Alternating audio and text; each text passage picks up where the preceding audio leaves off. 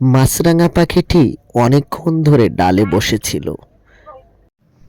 আর ভাবতেছিল একটি মাছ পাওয়া যায় কিনা। কিছুক্ষণ পর পানির ভিতরে কি যেন নড়ে উঠল।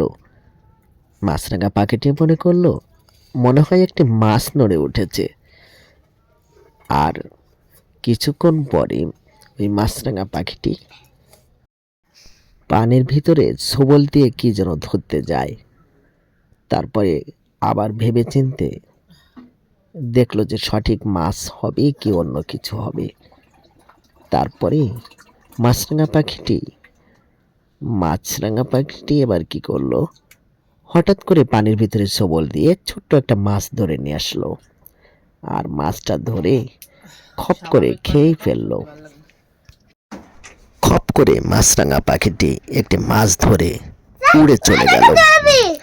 আর আল্লাহ তাআলা মাছরাঙা পাখির আরো রিজিক দিবেন কিনা সেটা মাছরাঙা পাখি শুধু নয়, প্রত্যেকটা জীবজন্তুরই জানা আছে যে আল্লাহ তাআলা খাদ্যের ব্যবস্থা করে থাকেন।